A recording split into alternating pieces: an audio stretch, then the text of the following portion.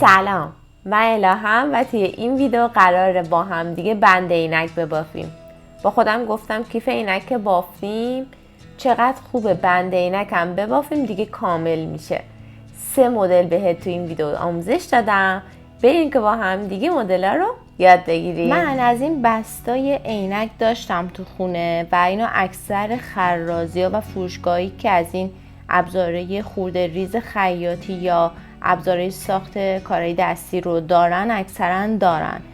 قیمت خاصی هم نداره، میتونیم به راحتی تهیه کنیم و کارمون رو میخوایم با همین ابزار انجام بدیم. حالا اگه این ابزار هم نداشتین کافیه که با همین نخی که قرار بند رو ببافین یک حلقه کوچولو بسازین که دسته عینکتون از داخلش خیلی کیپ رد بشه، خیلی هم آزاد نباید باشه. خب این نکته هم توجه کنین، هر نخی که دارین و رنگش رو دوست دارین میتونین استفاده کنین، موردی نداره. من برای این آموزش از نخ رافیا، نخهای کوچولویی که دارم استفاده میکنم. از این دو رنگ هم دوست دارم استفاده کنم. حالا ببینیم طرح و مدل به چه شکلی در میاد.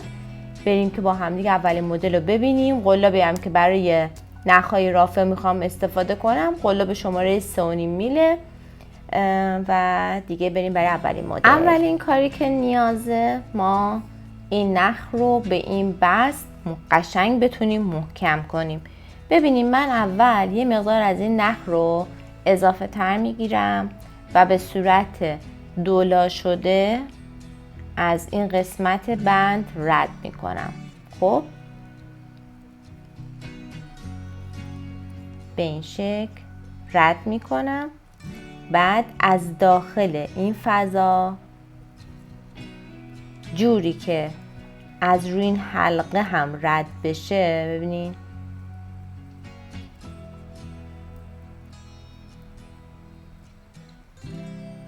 این نخ رو از بالاش میارم.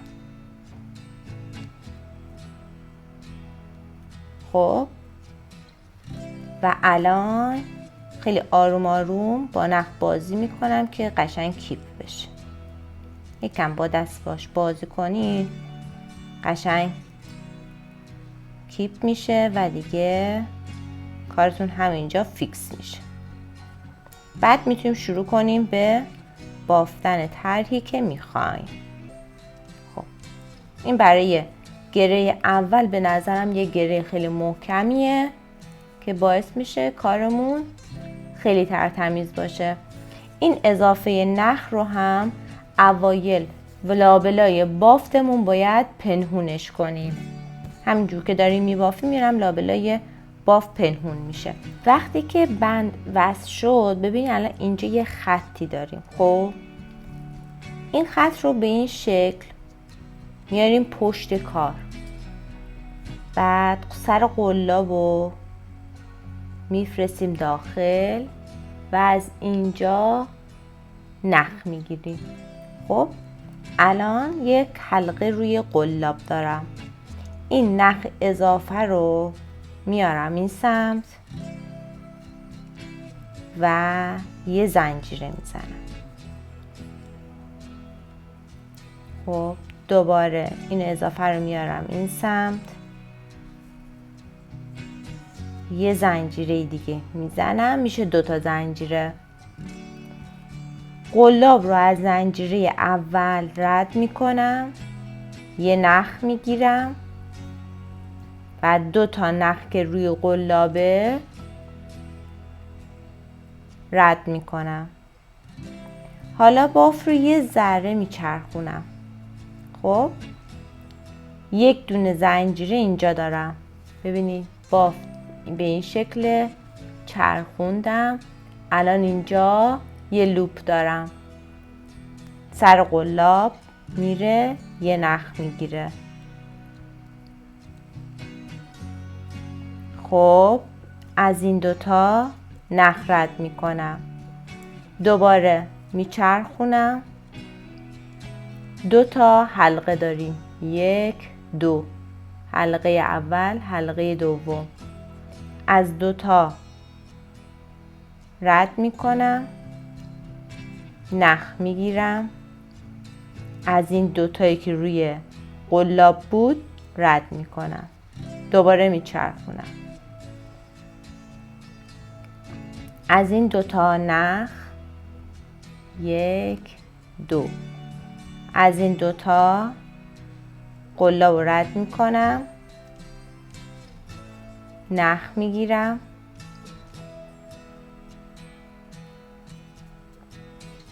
و از این دوتا رد میکنم. دوباره میچرخونم.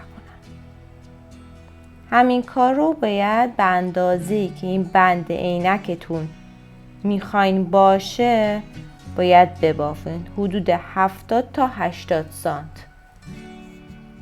اگر دیگه بسته به سلیقه اون فرد میخواین بلندتر باشه یا کوتاه‌تر، میتونین بند رو ببافین و به اون سمت بست عینک ببندین. میشه طرحی که در نهایت دارین. حالا این نخ رو هم میتونین لابلای این باف پنهون کنین، بعد بچینین.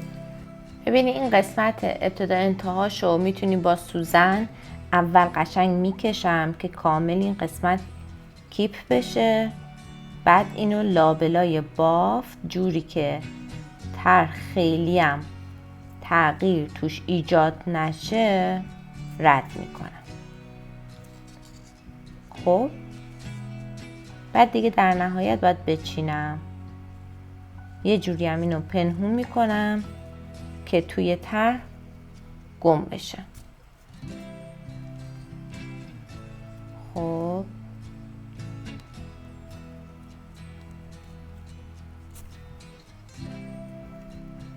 این دیگه این فضای قسمت بندم یه دست میشه. این بعد ادامه بدیم و دیگه تموم. مدل سوم که میخوام ببافم به اندازه 3 برابر بند عینک میام نخ میچینم. خب نخ چیدم، دولا کردم و الان مثل سری قبل میخوام این حلقه رو آماده کنم.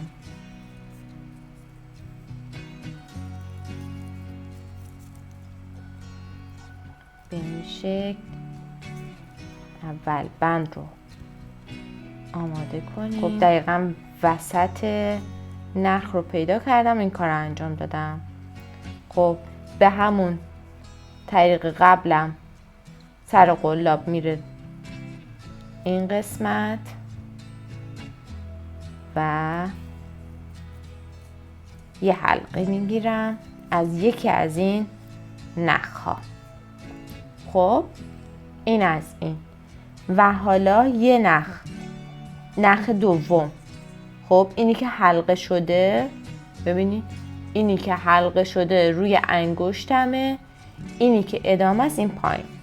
این میاد دور قلاب و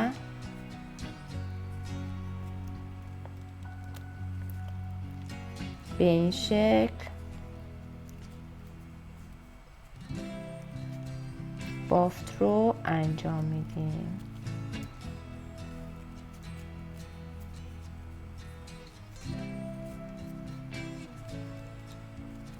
یه همچین طرحی میده به کارتون.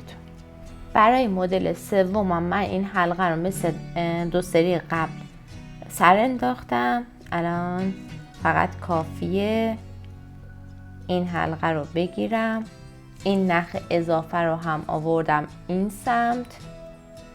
ببینید این میاد اینجا که توی باف همینجا پنهون بشه. اینو کیپ کنیم. خب 2 3 4 تا زنجیره شد. ببینید 4 تا زنجیره، یک حلقه روی قلاب. همینجا سعی میکنم این نخ اضافه رو هم لابلای بافتم بیارم که همینجا پنهون بشه. 1 2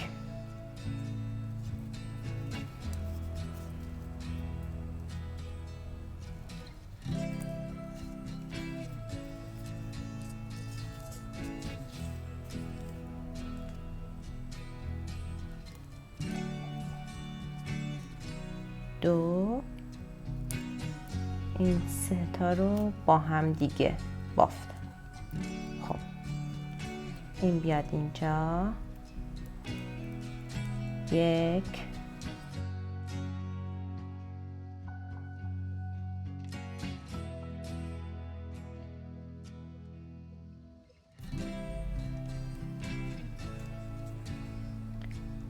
1 2 3 4 این باشه این بالا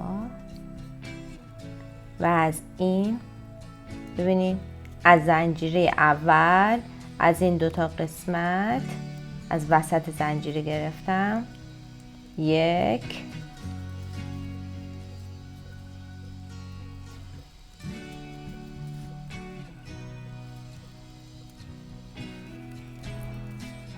خب این 3 تا رو رد کرد.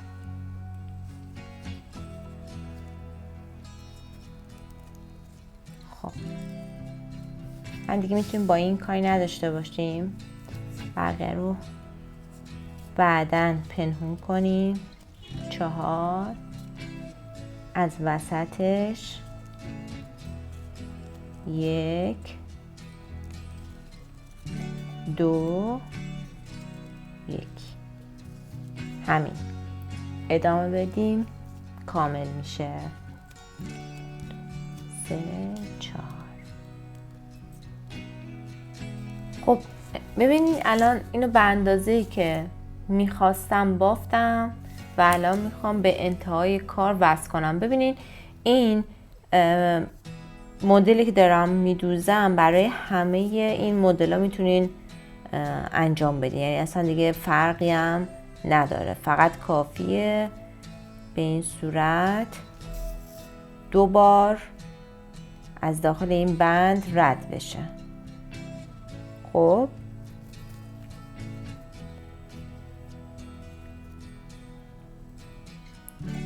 و دقت کنین فقط چون بافتتون به این جهت بود این بند هم باید به این جهت دوخته بشه، به این شکل ندوزینش. خب فقط این نکته‌ای که باید دقت کنین همینه.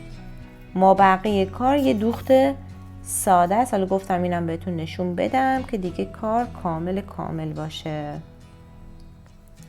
خب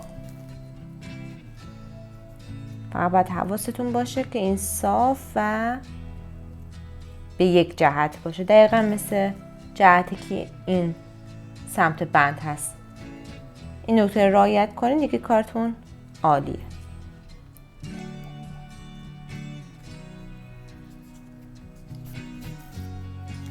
خب اینم از این. الان باید نخ پنهون بشه لابلای بافت، یک جور که طرحتون خراب نشه. حالا طرحیه که تو پره میتونی از داخل این طرح رد کنین، مثلا دیگه نشونم نده خودشو. خب چون طرحی که پره، اگه تو خالی بود و طرح خودش رو نشون میداد دیگه باید حواسم بود به چه صورتی دارم میدوزم. فقط اینو باید قفلش کنم، ببینه از یک سمت دیگه برش میگردونم که نخ قفل بشه و زمانی که دارم استفاده میکنم از توی کار بیرون نزنه.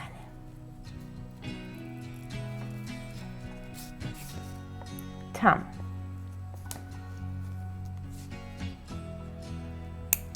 چیده شد و دیگه تمام قابل استفاده است.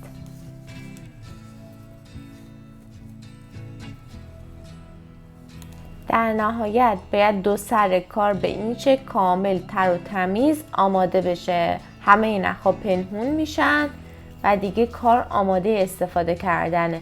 حالا فقط کافیه شما این بند عینک و دسته ها رو قشنگ از حلقه رد کنین دیگه استفاده کنین دیگه، سمتشون مرتب، در نهایت قابل استفاده است. به این شکل. اینم از بند عینک جذابمون که به نظر من خیلی بانمک شده. نظرتون رو برای من کامنت بذارین. لایک یادتون نره. اگه کانال رو سابسکرایب نکردین کار انجام بدین. تا ویدیوهای بعدی، خدا نگهدار.